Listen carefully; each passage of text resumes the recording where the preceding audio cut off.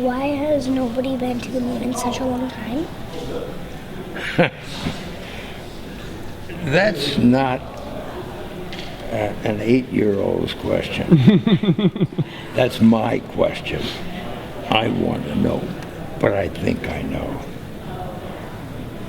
Because we didn't go there, and that's the way it happened. And if it didn't happen, it's nice to know why it didn't happen, so in the future, if we want to keep doing something, we need to know why something stopped in the past that we wanted to keep it going. So, Hare Krishna. Welcome to the B.L.I.S.S podcast. I'm your host, Maitreya Rishi Dasa, and I'm here with Nace Prabhu. Hare Krishna, Nace Prabhu. Krishna Prabhu, or glory is Krishna Prabhupada. Jai Srila Prabhupada. So, I don't know if Nace was watching that clip with me. I don't think he was, but that was a clip of Buzz Aldrin. Maybe that name rings some bells. Buzz Aldrin was one of the 3 members of the Apollo 11 mission, also known as the mission that first landed a man on the moon. So he was one of the first people to land on the moon. He was alongside Neil Armstrong in the lunar module. Neil Armstrong, of course, was the first man to step foot on the moon, and Buzz Aldrin the second. So this is a very interesting clip. So interesting, in fact, that I replaced the intro music to the B.L.I.S.S podcast just so I could show this clip and maybe grab your attention. If you didn't hear what Buzz Aldrin said here, let's just play it one more time. There's nobody So the little girl asks, why haven't we been to the moon in such a long time? And Buzz Aldrin says, been to the moon in such a long time? That's not an 8-year-old's question. That's my question. I want to know, but I think I know. Because we didn't go there. He literally says, we didn't go there. Buzz Aldrin, whom apparently was on the lunar module and traveled for 8 days to the moon and back, and was on TV as being on the moon, conducting experiments on the lunar surface, just said, we didn't go there. And then he further explains that And that's the way it happened. And if it didn't happen, it's nice to know why it didn't happen, so in the future, if we want to keep doing something, we need to know why something stopped in the past that we wanted to keep it going. Then he explains that we have to know why it didn't happen, so that in the future, if we want to do something, we want to keep on doing something, we have to know why it didn't happen so that we can adjust that and so that we can make it happen. In other words, we have to know why we couldn't go to the moon in order to fix the problems and potentially go to the moon. Buzz Aldrin is not only stating it one time, it wasn't just a slip of the tongue. He actually goes on to explain why he said we didn't go on the moon, and he said it 3 times. So this is kind of an almost unbelievable excerpt from a very nice interview posted to YouTube. Now, just if you're tuning into this podcast for the first time, if you hadn't guessed, the subject matter for this podcast and the series of podcasts that we've been doing with our Nace Prabhu here is on the subject matter of never landing on the moon. And unlike other people who rightly are investigating and doubting that we ever put a person on the moon, we hold a unique position as disciples of Srila Prabhupada, or followers of the Krishna conscious movements, in that we offer a different perspective and an even more solid reason and evidence as to why it would have not been possible to ever put a man on the moon. And that reason is that the Vedas explicitly say that it's not possible for man situated on this earthly realm, this earthly planet, to transcend or to, transcend the boundaries of the earthly atmosphere and go to other heavenly bodies. It's not possible. It is possible by a yogic process of transference of consciousness to another kind of body that is conditioned to adapt to that particular planet's atmosphere, but otherwise it is strictly not possible. We are bound to the particular planet and the particular kind of atmosphere that we are due to our previous actions, our karma, and we have an according body. And this is, the Vedas explicitly state this, and our spiritual master, His Divine Grace, Srila A.C. Bhaktivedanta Swami Prabhupada, he came to the Western countries to preach Krishna consciousness, which is, strictly speaking, not about the moon landings and whether or not we went to the moon, but it is about the revival of our original pure spiritual Krishna consciousness or God consciousness. But Srila Prabhupada did hit on this point very frequently, that we never went to the moon. The moon landings were staged and bogus, and it's a bogus idea that we could ever go there. Srila Prabhupada emphasized this in interviews, in his books, in conversations, because it points to something larger, which we'll cover in another podcast, but it points to something larger, that we are accepting blindly the authority of scientists, conditioned souls who make mistakes, have imperfect senses, are prone to be illusioned, and have a cheating propensity. And accepting their authority, we're being misled into atheistic philosophies, which essentially, not essentially, but practically speaking, waste our opportunity in the human form of life, which is that we can utilize our senses and our ability to control them in order to transcend the bodily conception of life, that conception that says I'm a man, a woman, a dog, or a hog, or whatever it might be. Well, not a dog or a hog, because I just said that the human beings only can transcend. But the conception that I am this body, and to the move to the spiritual platform, put our consciousness on the spiritual platform, which is not that I am a servant of this world or these senses of this body, but I'm a servant of Krishna or God eternally. So that is the actual purpose and of human form of life and of this Krishna consciousness movement. And these scientist rascals are diverting people's attention. And even though this moon landing might not seem directly connected, it actually has a deep impact on people's consciousness and their goals of life. So I like to say that a lot of the content that I'm going to cover here on these series of podcasts, and Nace Prabhu also, is not in large part due to our own credit at all. And I don't want to necessarily, go ahead and credit people in the material world and people who are not Vedic authorities. But I will have to say that for the records, there's been a tremendous amount of research done, and I think it goes to the credit of the doubt that people have that we ever went to the moon. That there has been a tremendous amount of research done in terms of interviewing people who were involved with the project, looking at the evidence, scrutinizing the possibility, the evidence, the footage, the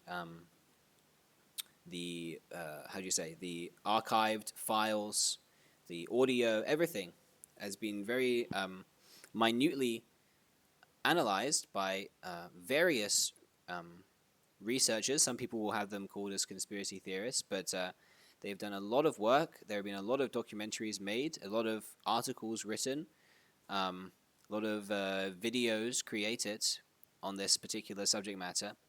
So we have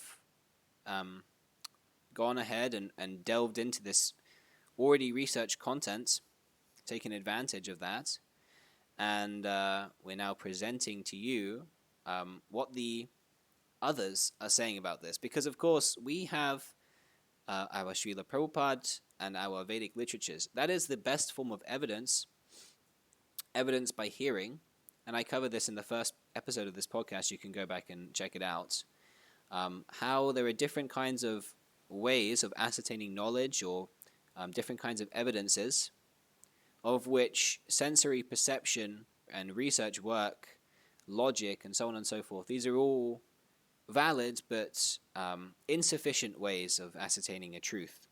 And the only real way to get the full picture of something concretely is by shruti, or hearing from authorities. So I delve into this subject matter very explicitly in the first podcast. We're not going to do that here, but my point is that we have evidence from Vedic scriptures and our spiritual master. We don't necessarily need any of these arguments, any of these, philosophical or anything, expositions of the evidence presented in this connection with the moon landing. But I think it is very interesting to show that even besides the evidence of Shruti, it is very clear to see, if you just investigate a little further on the subject matter, instead of just accepting it blindly because it was on television, as Nace Prabhu pointed out in the previous podcast, that we just accept because it's on television. You will find that it's very, very shaky grounds for ever saying that we landed on the moon. So on this podcast, we decided that it's a very crucial point to look at, actually, the astronauts themselves, those who NASA claims landed on the moon's surface itself. And this subject matter of the astronauts, I think personally, is one of the most convincing and incriminating pieces of evidence to look at, aside from hearing from authorities, that one can do to destroy his belief that we ever went to the moon. So let us now dive into... Oh, maybe you're also wondering why I have a picture of Bill Clinton here on the thumbnail for the podcast. Bill Clinton, he's also, as you can see here, very nicely holding a picture of Srila Prabhupada's Bhagavad Gita as it is. There's Srila Prabhupada there on the back. The 1983 edition of 92 edition of Srila Bhagavad Gita as it is. And you can see Bill Clinton's face is very ecstatic. He's in the complete ecstasy here because he's holding Srila Prabhupada's Bhagavad Gita. I picked this because Bill Clinton himself is one of the former U.S. presidents. Educated guy. He was, in one of the top positions in the material world. And he actually stated in his biography, his autobiography, that he has serious doubts on whether or not we landed on the moon. The President of the United States has doubts whether the National Aerospace Agency is at all bona fide. So I thought this was a very interesting point, and therefore I thought it would be nice to give a little credit to our Bill Clinton here. And he's on our side, you can see nicely with the Bhagavad Gita. So maybe if Bill Clinton is listening to this podcast, Hare Krishna, Bill, please join us. We'd like to do an interview with you. Yeah. Jai. Okay. So, okay, Nace Prabhu. So I sent you a link to the clip of the Apollo 11 press conference Would you like to go on that now so we can watch it together and a little break it down what we're seeing here? Okay, just give me a second. Okay, I got it. Okay, Jai. All right, 3, 2, 1. Let's roll the clip. Followed by question and answers. At this time, I'd like to introduce the Apollo 11 crew, astronauts Neil Armstrong, Michael Collins, Edwin Aldrin. Neil?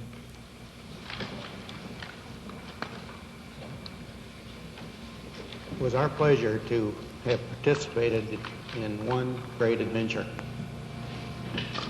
It's an adventure that took place not just in the month of July, but rather one that took place in the last decade.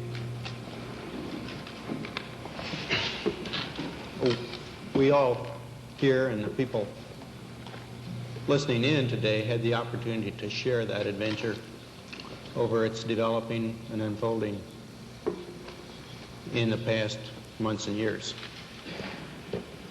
It's our privilege today to share with you some of the details of that final month of July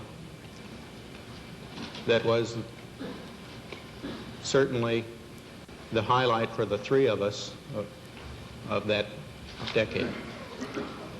We're going to divert a little bit from the format of past press conferences and talk about the things that interested us most, in particular the things that occurred on and about the moon. We will use a number of films and slides which most of you have already seen,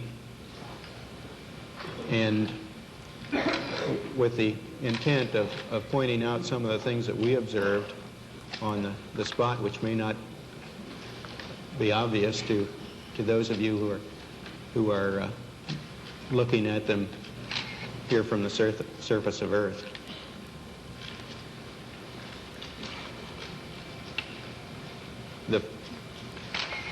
The flight, as you know, started promptly. And I think that was characteristic of all the events of the flight. The Saturn gave us one magnificent ride, both into Earth orbit and on a trajectory to the moon. Our memory of that actually differs little from the reports that you have all heard from those previous Saturn V flights, and the previous flights served us well in preparation for this flight in the boost as well as the subsequent phases.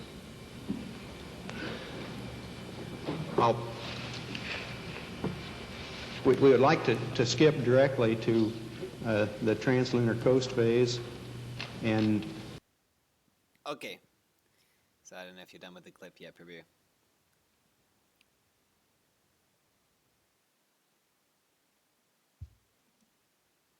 What is your impression of this interview, this press conference? What's the first thing that comes to your mind, Prabhuji? Well, I was actually thinking about that. I wanted to say that the first thing that comes into my mind is just look at their behavior, just look at their body and what their expressions are.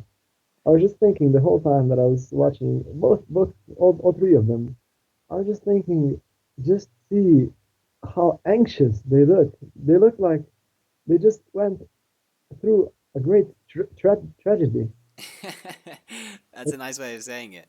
Sorry, Yeah, Prabhu. Just before you go any further, your audio is quite muffled. Do you have something over the phone there? No, just a second. Oh, okay. Maybe you can put it a little closer to your mouth. I think the audience might have a little difficulty hearing you distinctly. About now, Prabhu.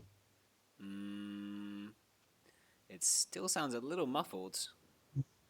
Just tell me if it sounds better now. Okay, now it's a little better. Whatever you're Okay. doing, you're doing it right. Something like this. Okay.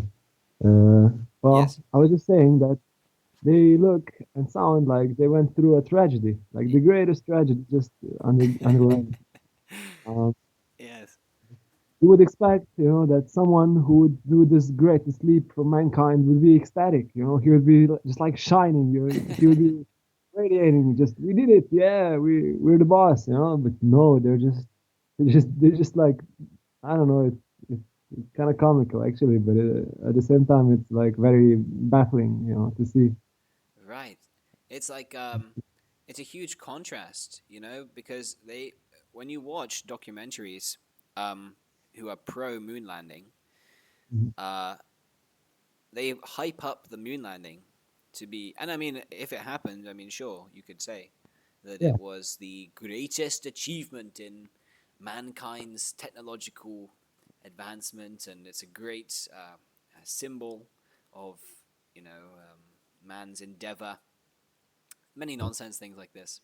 So, you know, it like you say, if they had just been there, they would be glowing, ecstatic, because this is like the frontier of scientific endeavor and discovery and everything, engineering prowess, and to pull off such a mission, right? In such a scale, such a never before done thing, and it's like really wild that they flew this hunk of junk to the moon 300,000 miles away and landed men on there safely without a hitch. Like Yeah. it's wild. So shouldn't they be like at least smiling? They're not even smiling. Yeah. Yeah, this is exactly what I was also observing.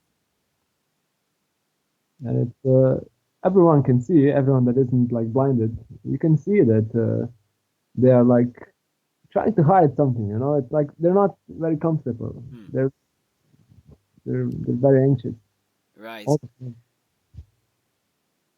I particularly like that portion where when you mentioned anxiety, the first thing that came to my mind there was this portion right here in the beginning where Neil is explaining and he lurches back to do a big gulp here Decade, Yeah. just in the in month the of first July, 25 seconds. Yeah. but rather one that took place in the last decade. He stops, Oh, big gulp, and he can't we even all say the first word. He swallows the first word. Like, he really, it looks like he was swallowing his shame here. I mean, of course, this is like kind of, it's not exactly solid evidence. And again, it's the kind of evidence I covered on my first podcast, Cheshta. But the more I watch, the more I go throughout the world. Ever since I did this first podcast and I was thinking about these different evidences, I see this evidence, Cheshta. Of course, it's imperfect, but it gives you a very strong idea of a particular thing. Um, and I think anyone, like you said, anyone who's not blinded, anyone who's not like biased, if he just watches this conference, at least something is wrong. At least something is wrong. They are very anxious. They look like they're hiding something. They look like they're um, trying to. They basically look like they were invited to come to a press conference about the moon landing, some civilians off the street, and they were told, pretend that you're astronauts and that you went to the moon. Yeah. Make it, sell it as best as you can. Sorry, what was that, Prabhu? Yeah, just like you were saying, but they they were told to sell it. Sell Right. the moon landing. Yeah. And just as you were saying, like about this feeling that you can see that they're anxious and that they're hiding. Yeah, it's an imperfect feeling, but it's there for a reason because you don't get this feeling with an honest man. You can see somehow you can see that these people are not honest. Their whole gimmick gives them away. Mm. Like their body language. Yeah, yeah. Just like as you said before, I was also noticing that those sporadic movements. Mm. He did it twice. He like leapt back twice, just like he got a shock or something. Yeah. Like he was very carefully, he had to really think about what he was saying there, really carefully consider. You can Yeah. also see after he does that, the other astronauts around Here him and the people. are like, they're concerned about the fact that he looks like he's about to like leak some information or whatever, and especially Buzz Aldrin on the left in the blue suit, he looks Listening very in to- uncomfortable. He's like, really, he can't keep still in his seat. He's like really in anxiety then. Yeah, I was also thinking that like these three men, they look like so shaky, that you just wouldn't trust them. If I saw them on the street, I would not trust these men because they literally they look like something bad's going through their mind. Yeah.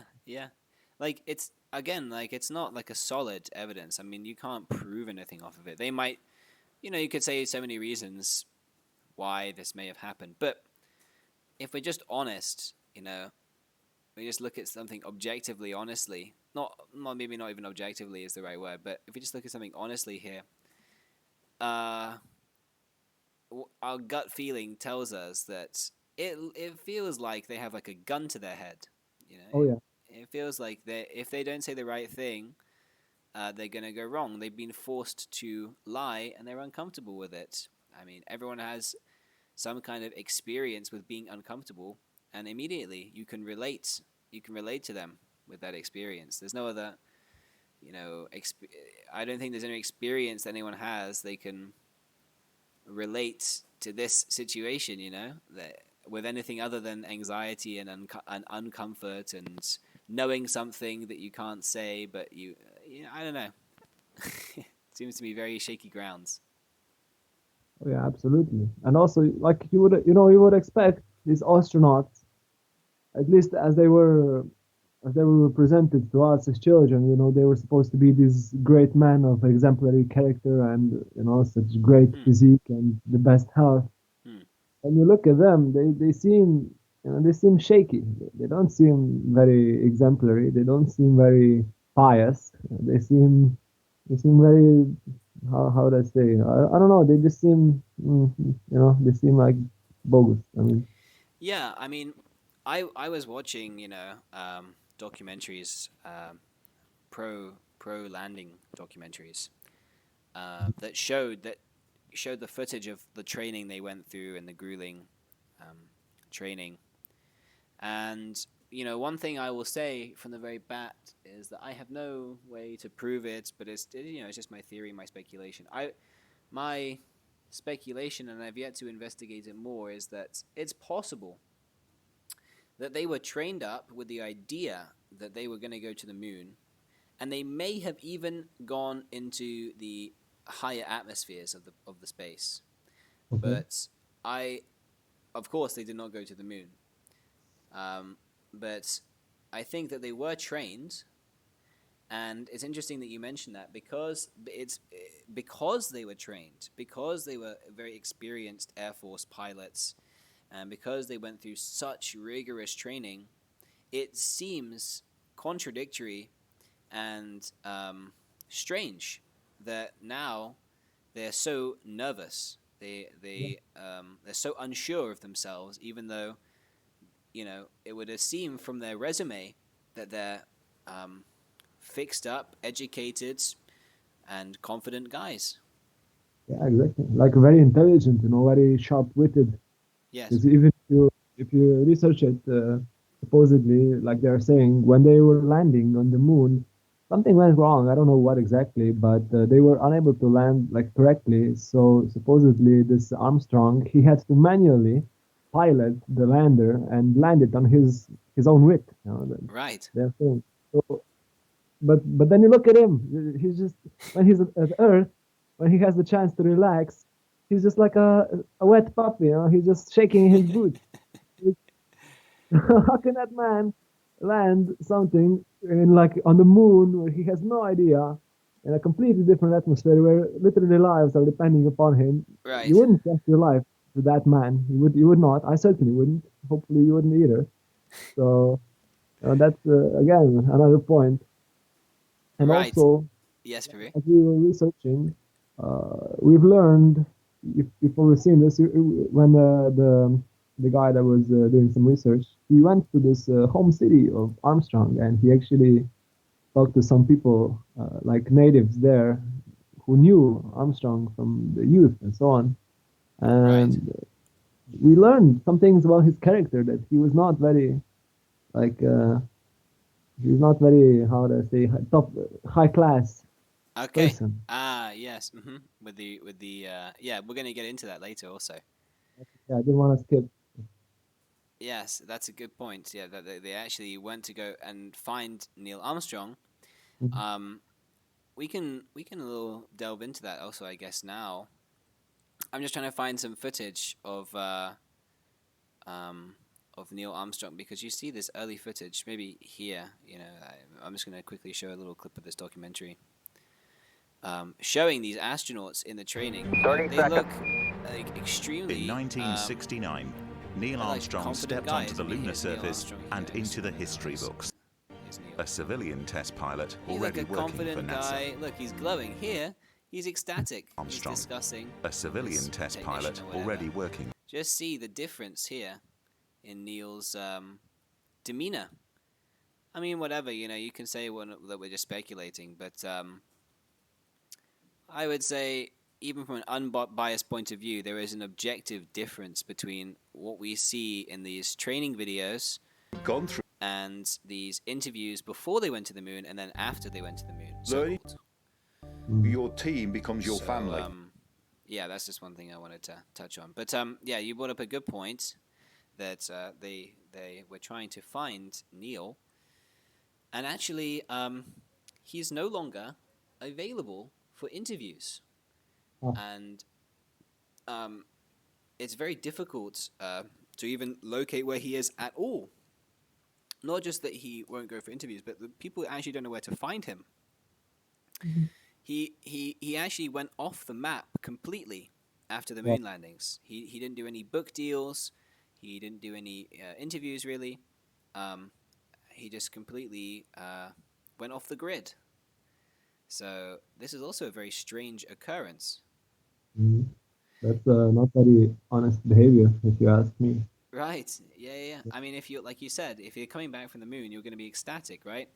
I Mm. mean, just look at some of these other astronauts. They took advantage of the situation, and they had books written, and they were doing TV interviews and stuff like that, right? But why he was reclusive? Why? I personally think because there was some guilty conscience about that. He was the Mhm. first man supposedly to land on the moon, very historic personality, and he didn't want to talk about it. Why not? Yeah, because he's not feeling right. His heart is not letting him, because he knows. Of course, he knows. I mean, so then, Yeah, his heart. uh, Krishna is the super soul. Krishna is pinching him. That you rascal. yeah. As I said, we all have this propensity as conditioned souls to cheat people. Hmm. When he went so far to try to cheat the whole world, the Paramatma, the super soul, he just said, okay, that's too much now. That there's a limit. Stop right there, man.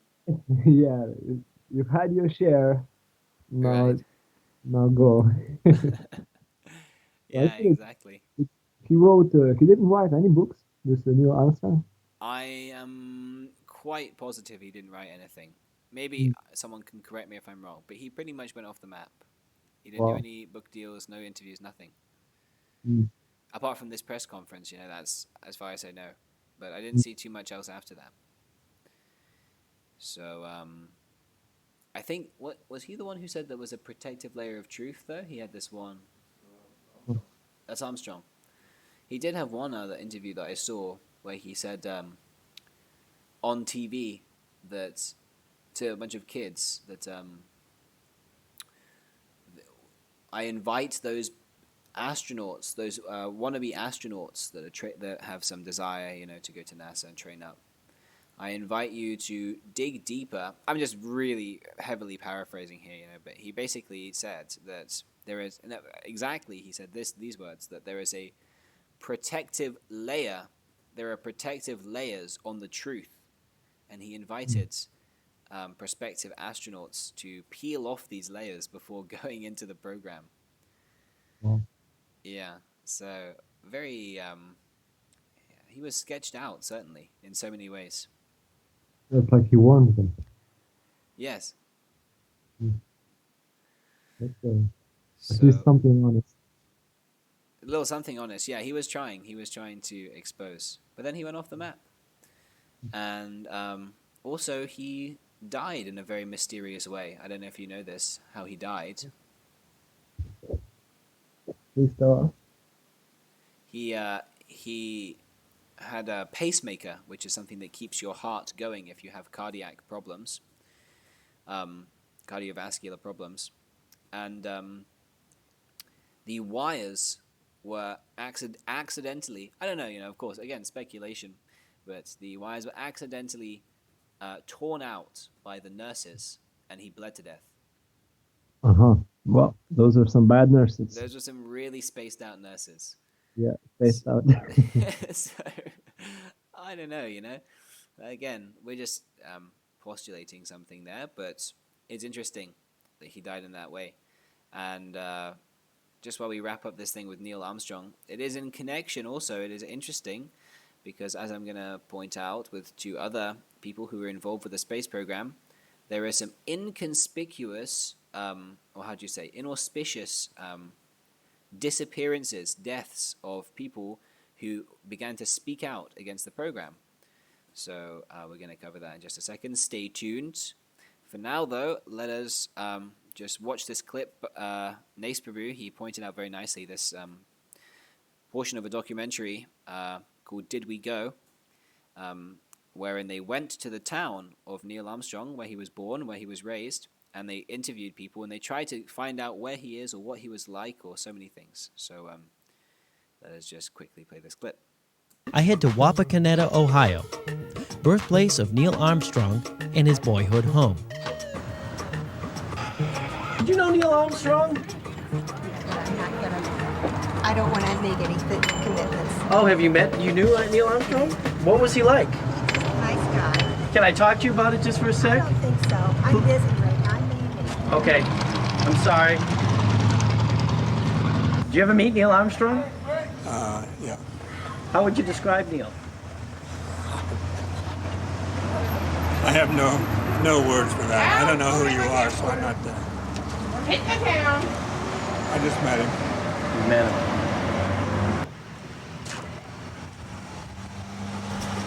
Why are people putting up a wall between me and Neil? I decide to try to learn more about this town. The most redneck inbred town in America. Inbred? St. Mary's is inbred. Walpock's just a bunch of rednecks. The KKK used to run this town at one time. Yeah. No. Yeah. Yeah, They used to have There a used to sign in the city that said, if you was black, don't let the sun shine on your back. I ain't going to Walpock. There are a bunch of rednecks there. They'll kill me. It was legal to beat up blacks after dark, if you were out after dark. You call them after dark, you love people. Yeah, I think no. it's just been in the last couple of years black people started coming to Walpock. Yeah. There's like one or two families, that's about it. Okay. So, yeah, I mean, of course, the racist thing, like Nace Prabhu pointed out, that's another thing. There's some background there that we don't really know. But I wanted to mostly just point out that everyone seems to be very suspicious about Neil Armstrong in the sense that they don't want to reveal anything. You basically can't ask anyone about Neil Armstrong. No one knows anything. And even the people who knew him personally in his life, they won't reveal anything. So it's almost like, either Neil told them not to say anything, or the government told them not to say anything about Neil, or reveal his whereabouts so people could ask him. So many strange things. And I wouldn't say that it is conclusive, but I would say that it certainly, at least, it puts questions in one's mind about why, these astronauts who, if they went to the moon, why are they not confident? Why are they not speaking about this? Yeah, you would think that if you did something so grand, you would want to share it as much people as you can, so you would inspire the next generations and so on. Right. It's just not being done. Right. He was a role model, right, for so many people. This Neil So Armstrong. you can still see that actually NASA is actively marketing this space idea to the next generation, because I can many times when I'm walking in the studio, so I can see like kids wearing these NASA sweaters, with their logos, and it kind of ticks me off because I can see that they have been brainwashed. That this is their plan, to brainwash the innocent children. Sadly, but they are targeting the children, because the children, we are all naturally, we are all fascinated by this idea that we want to travel to other planets, because as Prabhupada writes, this is our natural propensity as a soul to travel anywhere. But they're taking that propensity and actually brainwashing the generations in order to steal billions and billions of dollars. Yes, that's very nice. Very nicely pointed out that they target the children. Yeah, because the children are gullible, and they can, of course, we covered on another podcast that you can't really brainwash anyone, but certainly you can influence people to believe in a certain way, and you can spoon feed them information and cut off their other sources of knowledge. And then people will be biased, certainly. Not brainwashed, they're not controlled, but they will be biased. Yeah. And then I think, yes, Prabhu? well, I think this moon landing is actually a perfect example of biasness in our society as a whole. Because if you actually, like this, anyone can do this simple experiment. If you just go on Google and you try to find some source that is actively debunking the moon landing, you will not find it. You will only find every other source that is debunking the conspiracies. Right. Every source is just saying, "Oh, these conspiracies, they are all fake, and here is why. Here's why we did go." And but to actually, but to be biased, to not be biased, that would mean you would have both sides. So when people think, "Oh, Google, this is such nice research," complete nonsense, because Google is just showing you what they want you to see. That is true. Yeah, that is very true. There is a great filtering. There's a filtering that's going on the internet to do with this issue. And like we said, we discussed this in the previous podcast also, that they basically categorize everyone who has a different opinion than the modern norm, the scientific propaganda. They categorize people into the crazy category, and then everything that you say, if you're in the conspiracy theorist category, people just dismiss it. Yeah. Yeah, they just categorize it, go racism. So then people generalize you, if you have a how do you say, like an opinion or an idea that goes against the grain, people immediately say, okay, conspiracy theorist, and then everything you say they don't hear. Yeah. So it's a great propaganda work that they're doing. Very nicely pointed out, yeah. Like if you yeah, like that, okay, that's a very good point. You have to go on YouTube and you have to find, a lot of the time you have to find these clips, these interviews. Okay, here's a documentary that's, against the moon landings, but it's not easy to find. If you look up, did we land on the moon? Let's just do it, if you say, did we land on the moon on YouTube? Please excuse the ridiculous YouTube things that pop up. Did we land on the moon? Okay. Maybe I'm going to get smashed here, but I don't think so. So I know for a fact, I watched this one already, they are also saying that we landed on the moon. Okay? Whatever, I don't want to say the name. Apollo 11 landing on the moon. This is by NASA. First thing that pops up. Ask an expert. This guy is also criticizing the so-called moon landing hoax. Smithsonian Air National. Okay, this guy is criticizing. That's kind of nice. Space experts react. Debunking the conspiracy theories. Hear Buzz Aldrin on how he landed on the moon. Neil deGrasse, whatever his face, is trying to debunk. You're right, Prabhu. I mean, look, it's amazing. Moon landing conspiracy debunked. Just see the bias here. The And proof. practically every video, how many results we have? I mean, I can't see how many results we have. But there's hundreds of videos here. And Yeah. everything is the full documentary, conspiracy theories, debunking, so-called, right? It's all pro landing. There's very, very little in the way of anti-landing documentaries and evidence and so on and so forth. Yeah, it's like you pictured in when you said in a previous podcast that they're actually trying to picture this hard-selling idea that we all believe, the majority of people believe that it is true that they went to the moon, but there's just this few people that just don't shut up, and they just keep thinking they're illusion, that it was all fake. But then, if there's just such a small amount of people that believe it's all fake, why are they spending so much time to try to debunk them? That's Why? a good point, right? Yeah, so this can tell you that there's truth in this conclusion that it's all fake. Because if it wasn't truth, they would not be so agitated over it. Sorry, Prabhu, maybe you can elaborate on this. I'm just gonna be gone from the microphone for a few moments. I'm gonna have to attend another duty. If you could just elaborate on this point, and I'll be right back. Yeah, no problem. Yeah, this is an interesting topic, because as we can see, like we were showing you, every single video is trying to overthrow these conspiracy theories, but none of the actual videos are the conspiracy theories. So this, if you're just sincerely wondering, what is this? I heard something about this moon landing fake and so on, and you would type it into YouTube, you would be bombarded by this one-sided wave of, of propaganda. Basically, this is propaganda, and you would crack. There's no way that if you were just trying to honestly, get a neutral opinion about this, you would not be able to. You would be flooded with this one-sided nonsense about how the conspiracy theorists, they're all crazy, they don't know science. We're the astronauts.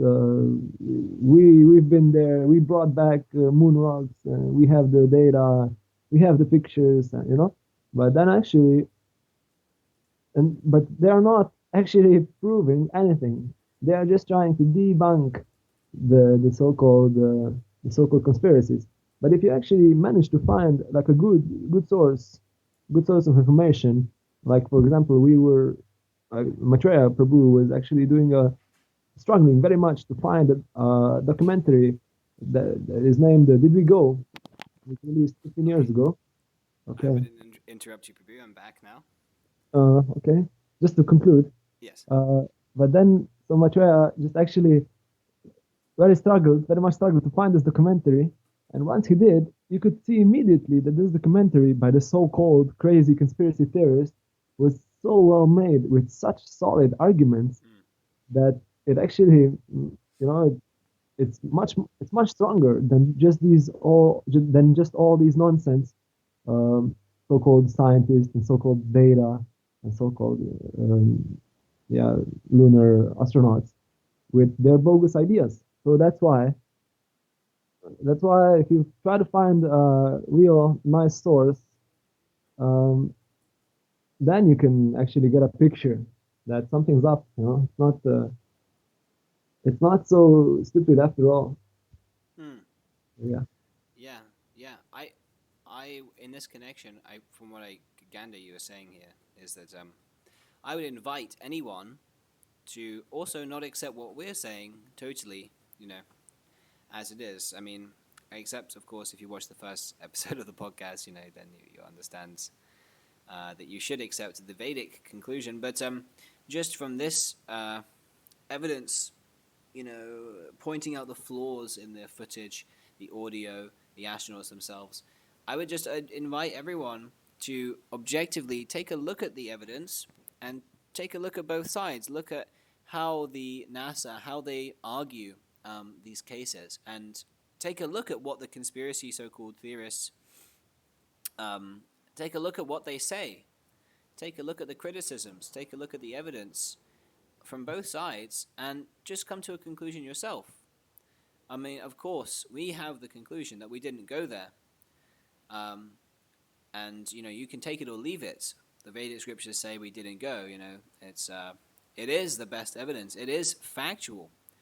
Now, whether you choose to accept and give some nonsense excuse, that's another thing. But even if you look at this evidence, however much less powerful it is compared to Veda, I think any honest person will have his mind changed because it's very weak in terms of what they say.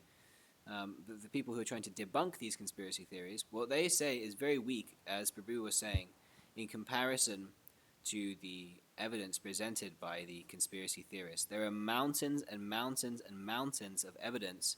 And NASA, as also Nace Prabhu pointed out on the previous podcast, NASA is simply trying to defend this. They have nothing really positive to say, no positive evidence. Exactly. And they're also trying to, they're trying to belittle. I think it's the correct word. Yes. They're trying to belittle all these so-called conspiracy theories by calling them names and just constantly shortcutting their arguments and so on. But actually, when you start to look at it, you can see that there's a very intelligent men that are presenting these arguments in a sincere atmosphere of they just want to know. We just want to know ultimately. I mean, they want to know. We know that they did not go, and not only that, we know that we cannot go materially. So we don't need that evidence, but these people, they do. So they put out some really nice arguments, but NASA is just not able to provide anything. So maybe we can, maybe you can put the links to the evidence that we found. Yes. Description, so that people can actually get a look, because it's very, very hard to even find something nice about it. It's very hard. That's a good point. That's a very nice idea, Prabhu. I'm gonna put the links in the description, and you can check it out yourself, and just see the bias. Yeah. So I think that we covered this particular portion quite thoroughly, Prabhu. Let's move on to the another portion I'd like to just cover. There are many things. I don't know if we're going to get around to all of them. Here is a clip. I don't know if you have this one on ready, Prabhu. It's the Apollo 0 clip. You have this one at 8 minutes, 57 seconds? Okay, yeah. Okay, so let us just quickly jump into it. Now, just a little preface, a little context for this clip. This is discussing the Van Allen radiation belt theory that kind of pretty much debunks the whole idea that we could ever go to the moon at all. This is a theory postulated that there are these two humongous rings, one slightly closer to the Earth and the other one a bit further away but bigger, of radiation that circulate the Earth. And even NASA admits, and many scientists postulate this theory, that there are these lethal for human exposure radiation belts that circulate the Earth.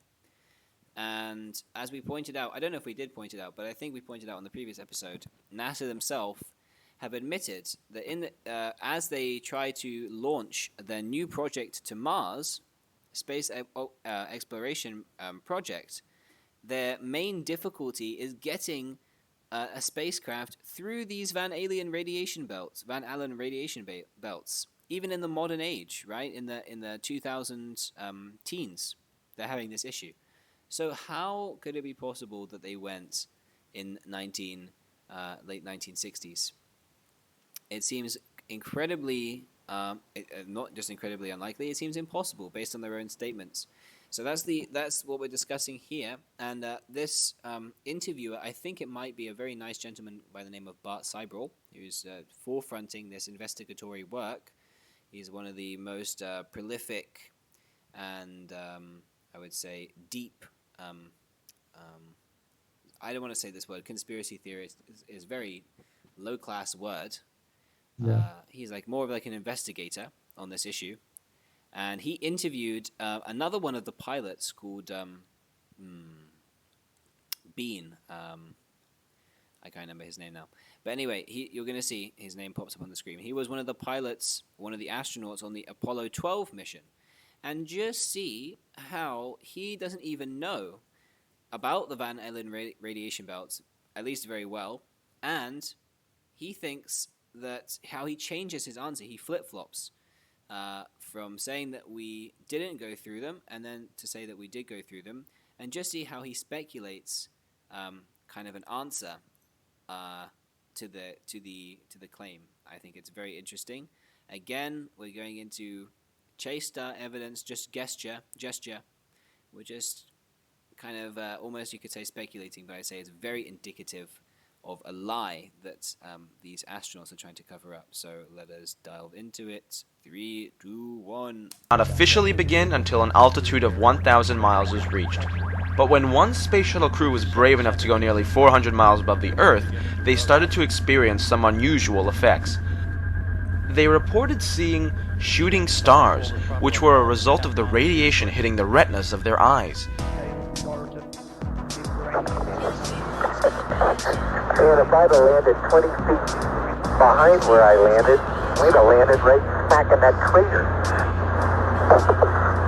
When interviewed, Alan Bean of Apollo 12 initially stated that he had not gone through the belts and did not observe any effects caused by them. Any ill effects from the Van Allen radiation belts? No. Now, I'm not sure we went far enough out to encounter the Van Allen radiation belt. Maybe we did. When it was pointed out that the flight pattern took him through the belts, he changed his story. The belts are 1,000 miles to 25,000 miles above the Earth. Then we went right out through them. No effects on your cells? We didn't even know it. I don't think anybody, well, maybe somebody said you went through the radiation belt, but we didn't feel it inside, and we didn't get any, added radiation. The space shuttle went to 365 miles a few years ago. Because I worked in news. I saw CNN. They said that the radiation belts surrounding Earth are more dangerous than previously believed because the astronauts saw shooting stars with their eyes closed. Just when they got within 600. Radiation belt. We saw shooting stars, but they're not shooting stars from with your eyes closed, although they look like it. If you're out in space beyond the Van Allen belt, and probably within the Van Allen belt, and close your eyes and just pay attention. You don't notice it unless you pay attention. Then all of a sudden you'll see a little flash like a shooting star, except it's like that. There goes one this way. Then one just blossoms. And then not that fast. Maybe you wait 3 minutes or 2 minutes and one goes whoosh. And what's happening is cosmic rays are hitting the back of your eye and exciting those sensors in the back of your eye. So that's what you see. And they got high enough apparently to close it. My guess is in Earth orbit, if you closed your eyes and just paid attention, that you would see them. The first time they were seen was when they went to 365 miles. Yes. That's 650 miles below or away from the radiation. Yeah, see, it's below. My guess if they just did it tonight. But see, if you're just going to sleep or closing your eyes or it's dark, you don't notice them. But if you'll close your eyes and pay attention, which we had an experiment to do, by the way, then you see them whistling by. Not on our mission, by the way, they hadn't been discovered yet. I saw them one day on the moon. It wasn't dark, and it was kind of dark, and I saw this flash of light. And it looked like it was on the moon, but really it wasn't. It was a flash of light. So, this is a very interesting clip. There's a lot to break down here, but just quickly, again, let's go mostly based off what he said, but there's an interesting portion here also where he lets out a big gulp. He gulps very incriminatingly that he's trying to defend this big contradiction in what he just said, and he gulps in a way that I personally think shows that he's lying. Of course, that's, again, people might have a dry throat or whatever. But based on what he said, first of all, it's interesting to note that he did not even know whether or not they had gone past the Van Allen radiation belts. He didn't know about them. He didn't know what distance they were. And he said he didn't experience any effects from the Van Allen radiation belts. But as was stated in a scientific paper by Mr. Allen himself, Van Allen, that's why the theory is called Van Allen radiation belts.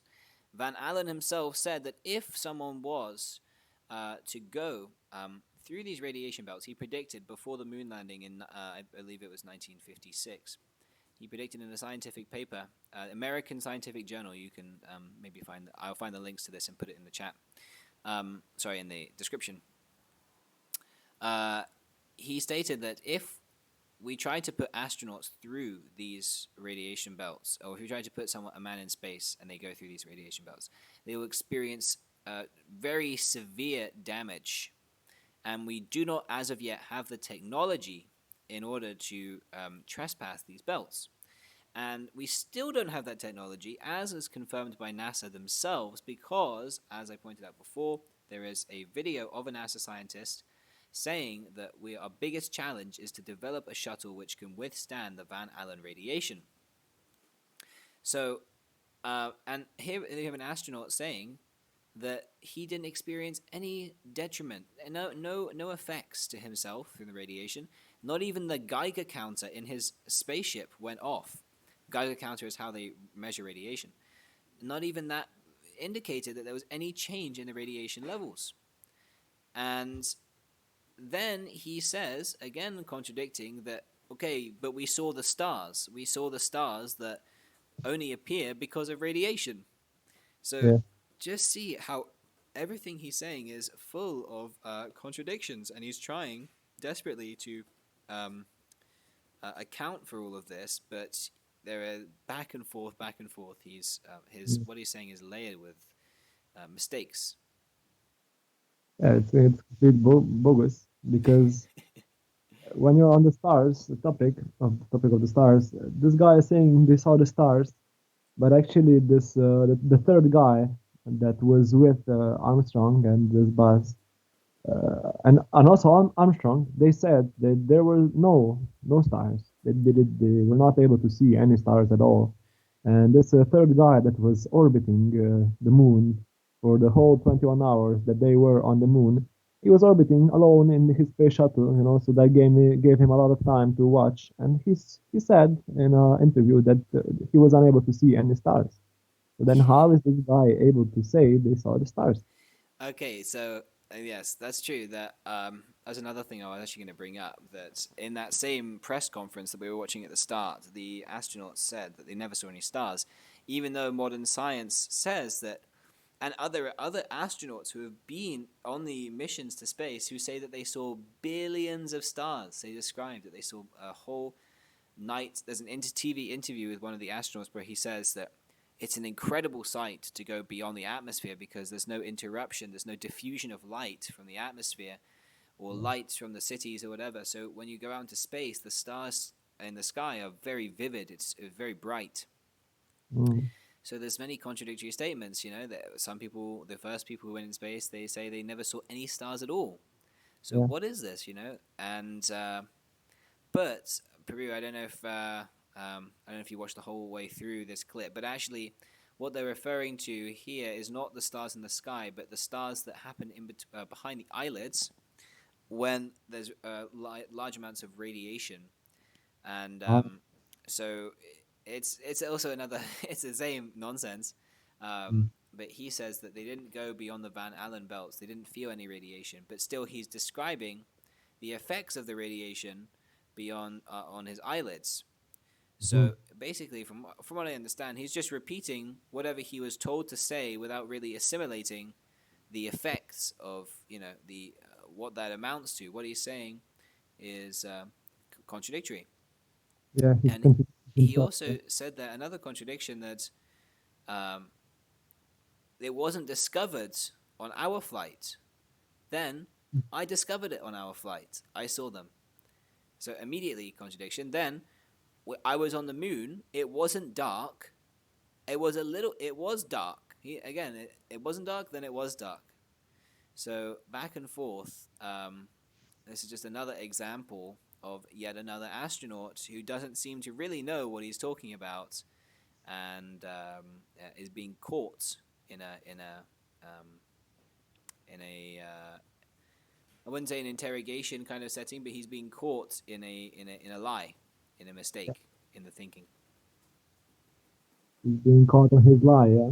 And also about this radiation, like it's a very good point. If anyone has any experience about developing, like old school picture developing and film development, I few years back I've dabbled in this, in this aspect. You need a whole dark room.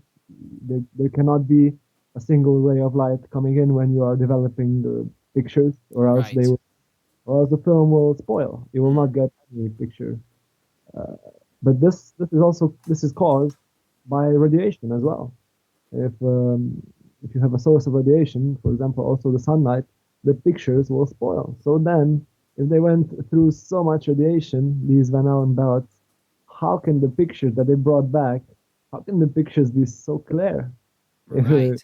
They are crisp, they are HD, high detail pictures with zero, there's no signs of any radiation exposure whatsoever. It's completely nonsense to even think that these pictures are real from the moon. Yeah. Also, even if you go through an airport, right? The airport X-ray, if you put some film through that, it basically ruins the whole film. Yeah. So, what to speak of going through these massive radiation belts? That's hours and hours and hours of going through a airport X-ray on steroids. Yeah, exactly. Okay, that's a fantastic point. Yeah, the film itself would also be affected by these stars. So yeah, this is again, evidence upon evidence. So much incriminating stuff.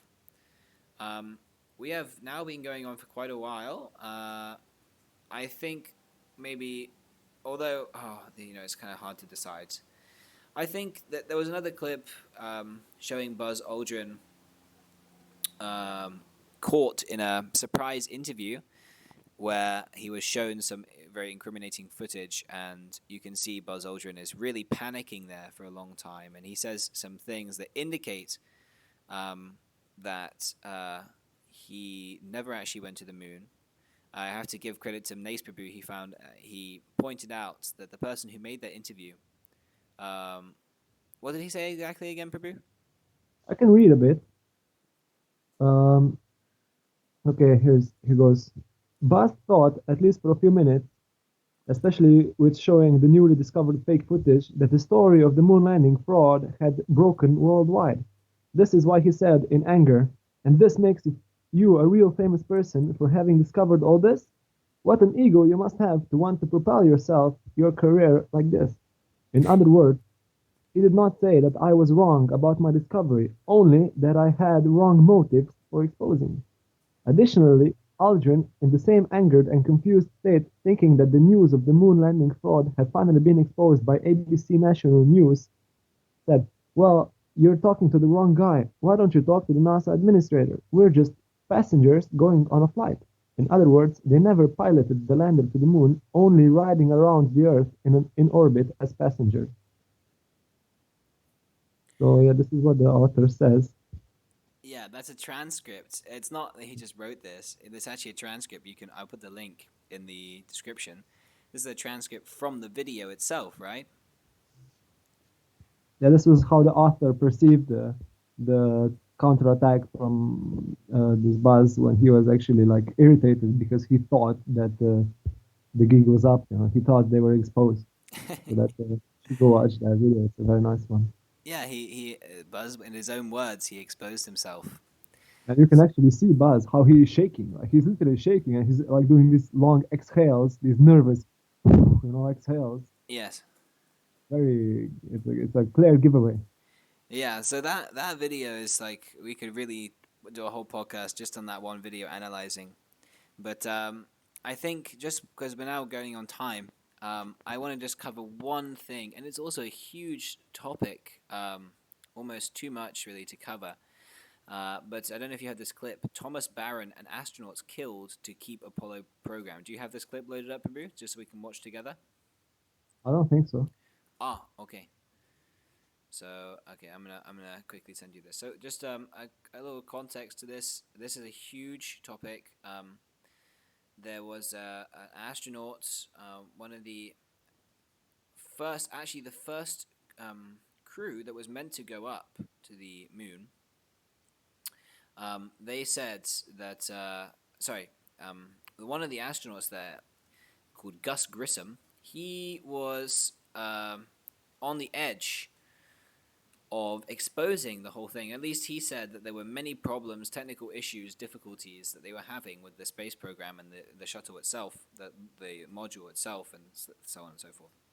And he was going to the press with this. In fact, he actually scheduled, and he did, an impromptu press conference without consulting the higher authorities at NASA, in which previously to that interview he had put a lemon on a stick.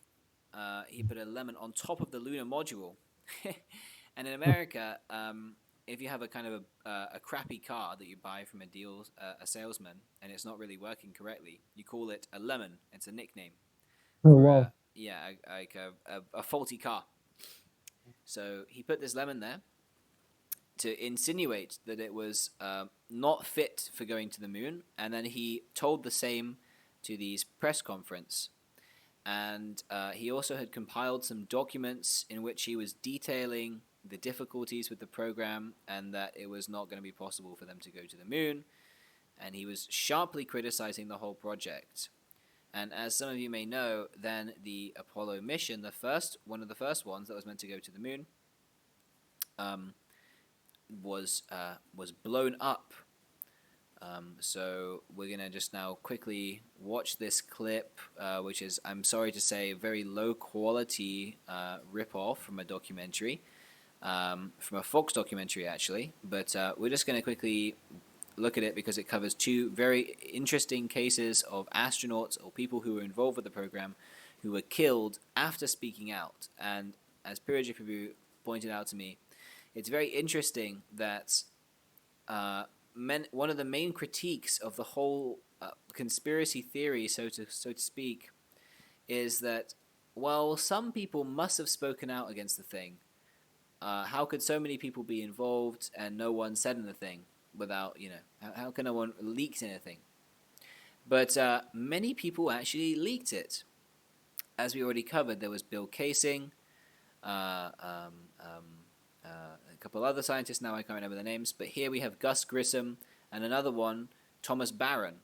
So there were people who spoke out, but as we will see, they were actually killed very shortly after their speaking out. So you may not believe me, but let's just take a look at these clips and we'll see.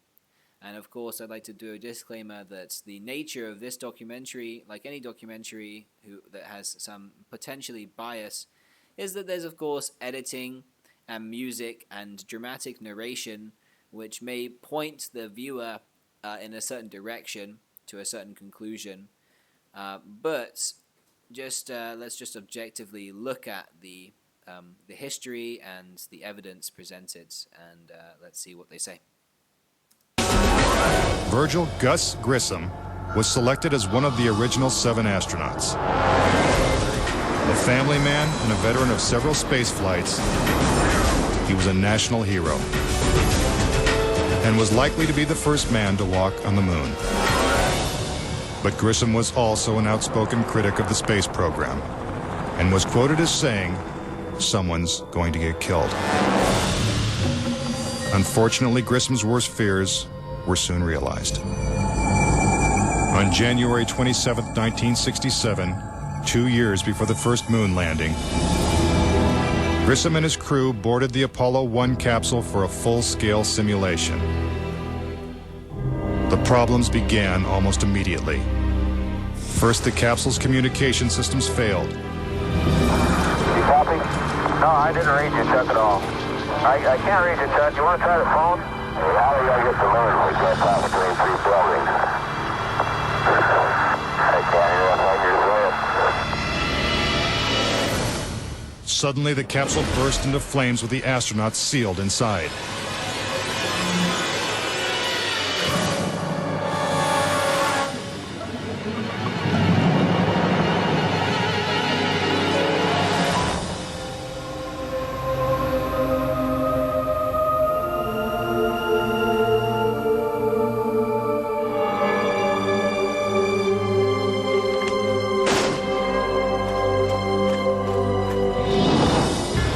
Tragically, Gus Grissom, Ed White,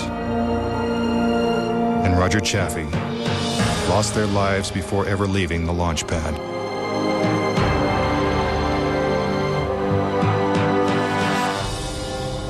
Gus Grissom's family believes the Apollo 1 fire was no accident. I think it was intentionally sabotaged by someone. It's been a question in my mind, what was found in the accident investigation and how was that handled? Was the CIA involved or whoever? But it was done intentionally. Grissom's family doesn't know who was responsible for his death or why it happened. But they say NASA knows the truth. Gus gave his life for this program, and I feel like that it is up to NASA to come forward and give us a direct answer to what really happened. Were Gus Grissom and the Apollo 1 astronauts victims of a tragic accident? Or were they intentionally silenced because they knew too much? We may never know. The cause of the fire is still a mystery, and the capsule remains locked away at a military base. But Grissom wasn't the only Apollo critic to meet with a suspicious and untimely death. Thomas Ronald Barron was a safety inspector during Apollo 1's construction. After the fire, Barron testified before Congress that the Apollo program was in such disarray that the United States would never make it to the moon. He claimed his opinions made him a target. Has there been any pressure on you by NASA? Nothing. We were, my wife and I were somewhat harassed at home when this first thing broke some time back, but it's going away now. As part of his testimony, Barron submitted a 500-page report detailing his findings. There was a real fear that the program could be stopped dead in its tracks. Then exactly 1 week after he testified, Barron's car was struck by a train. Barron, his wife, and stepdaughter were killed instantly. I believe that Thomas Ronald Barron was murdered because he had the truth to tell about the Apollo project. Barron's report mysteriously disappeared, and to this day, it has never been found. So, wow, this footage is amazing. So the Thomas Barron, I think, is quite, self-evident by the description there. That he was pointing out that it would never happen, and the next 1 week later, he was killed. His whole family, everyone else who was also suspecting, they were all killed. So, I mean, of course, accidents happen, and we live in a material world. Krishna says, "Dukkhaliyam ashvashvatam." It's a place full of miseries. People die. It's not a surprise. We're used to this kind of thing, and it could also be coincidence that it's possible. But I think it's very suspicious that no one else in the whole, as they pointed out, 400,000 or whatever people who were involved in the project, no one else said anything.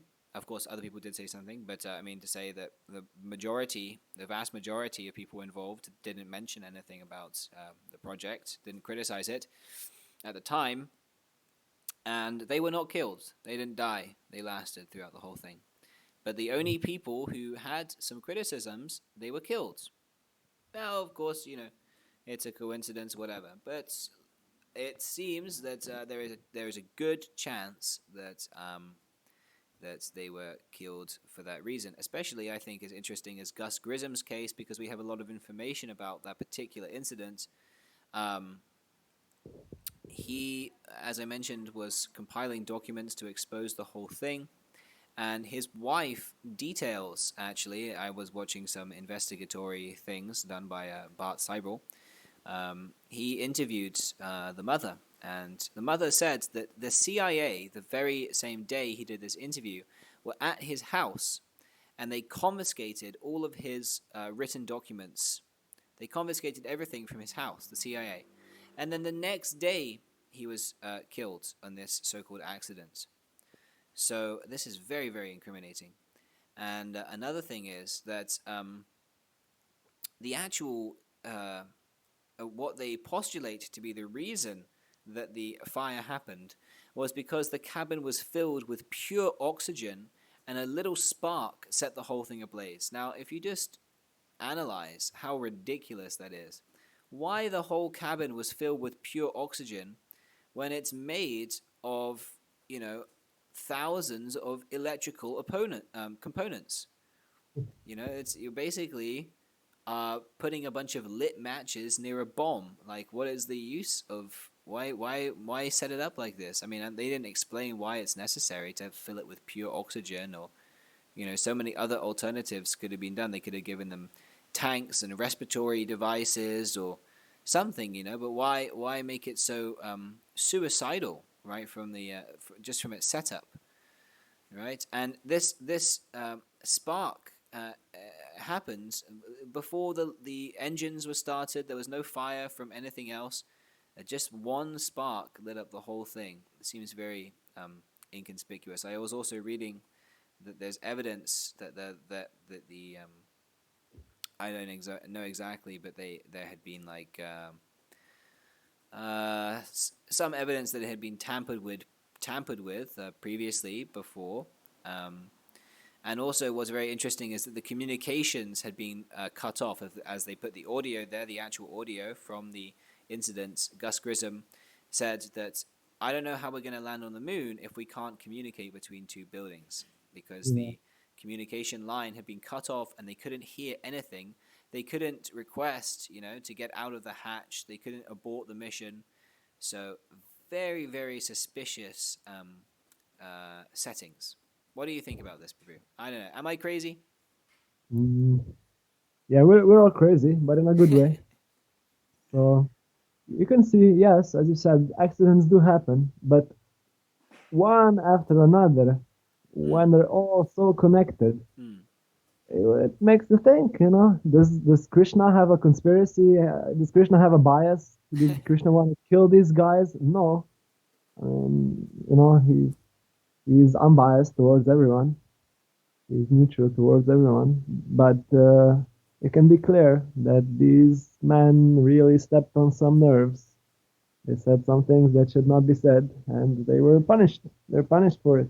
And it's like, it's perfect, First their communication cuts out, then their whole cabin gets filled with pure oxygen, which is bad for breathing. Oh, okay. Is it really? I didn't know this. Oh, yeah, it's toxic, but this is a practice, actually. The astronauts, they do breathe it for a few hours, but there is no reason why the cabin would have to be filled, Okay. Just in their tanks, when they go, they breathe it, but there's no reason why the cabin would be filled, especially during the test. And then they're sealed. Why is there not like a manual release hatch or anything, Right. Why are they sealed? It's such a nice coincidence, you would have to say. It's a bit too much to be a coincidence all at once. Yeah, wow, that's very interesting. It didn't even have to be filled with pure oxygen. I was just hypothesizing, that they needed it to breathe in the cabin or whatever, but the fact that it's poisonous, I mean, that's yet another step in the direction that it was planned. So, yeah, wow, amazing. Not amazing, very sad, very tragic, actually, that they went to such lengths, possibly, to silence people. And, also the fact that he had been criticizing the mission just the day before. That's also another, like you said, another one thing after another so-called coincidence. It seems, at the very least, it seems very fishy. Yeah, but it's very fishy. But as we were researching, like we were talking before, the more you dive into it, the deeper the rabbit hole goes. like, I don't know if we want to say, but what we were researching about how deep this goes, you know. Yeah, that's a good. I thank you for bringing that up. I think this is a good way to end this particular podcast. That's yeah, this, it may seem on the surface level, we can, like I did in the first podcast, we can cut it off at, the Vedas say it's not possible. We accept based on this being the most reliable kind of evidence. Vedic knowledge is the most reliable kind of evidence. But if you are even to take a dive into the evidence that people have presented, or however imperfect it may be by our own calculations, it seems as though the more you research every component of this whole idea, this whole mission, this whole incident in history, you will never, as one, I will quote one documentary maker points out, you will never answer your questions. You will never answer your questions that you may have about the moon landing. In fact, simply more will be made. You will simply have more and more questions pop up because pretty much every component of the whole thing, which took place over 10 years and involved many people and many different missions and had hundreds of aspects, everything is suspicious and everything has potholes and flaws, and there's lots and lots of information, footage, and things to consider. And if you go into it at all, like Prabhu says, you'll find that it's a rabbit hole. And I personally, of course, I came into it. You could say, I wouldn't say it's with a bias, because the kind of evidence that we're presenting, Shruti, is not. You can't be biased from this. But I would say that yes, I may have come into it with the understanding that we can't go to the moon. But if anyone with an open mind, he may not have that understanding. He may even believe that we went to the moon. But if he looks at everything thoroughly, I would be surprised if he didn't have some doubts after looking at all this evidence. And actually, that is the case. There's a documentary, like we mentioned already, Did We Go? That documentary is actually made by a man who was trying to prove that we went to the moon. And in his attempt to prove that we went to the moon, he himself became convinced that we didn't go to the moon. And he did very thorough research, He went all over the United States, interviewing people who were involved, looking at their arguments, and looking at the counter-arguments, just like how we invite people to do. And he became convinced the other way, and he even announced on radio, on live radio, that he was saying it's very difficult to prove that we actually went to the moon. So, this is, I think, a good way to end the podcast. On the next podcast, we will try, there's so much to do, but we will try to cover more of the evidence and the critiques of the footage and the premises, the various premises of this whole mission to the lunar surface, and we'll be showing what people have presented and people have pointed out. So I hope that you enjoyed this particular episode of the Bliss Podcast. Please put a like on the video, and please subscribe and press the notification bell. We have many other platforms. We have live streams every single day on our Facebook page, also under the Expand the Bliss title. You can add Nace Prabhu there. He will chat to you about Krishna and Krishna consciousness and why we didn't land on the moon. And you can also add me there and His Grace Purujit Prabhu, the founder of our society. And let us destroy these nonsense atheistic rascal scientists. And please go and listen to the previous podcast if you haven't already to get a full picture about everything we're talking about. Yes, this is a very fun time. Thank you, Nace Prabhu, for joining me. Thank you very much. I had a lot of fun debating, smashing these rascals. Yeah. Okay, so wonderful. yes, this will be the end of the podcast now. Please comment down below if you would like. Let me know how you liked it. And let me know what you think. Did we land on the moon? Hopefully you don't think like that. All right. Hare Krishna. Jaya Srila Prabhupada. Yeah.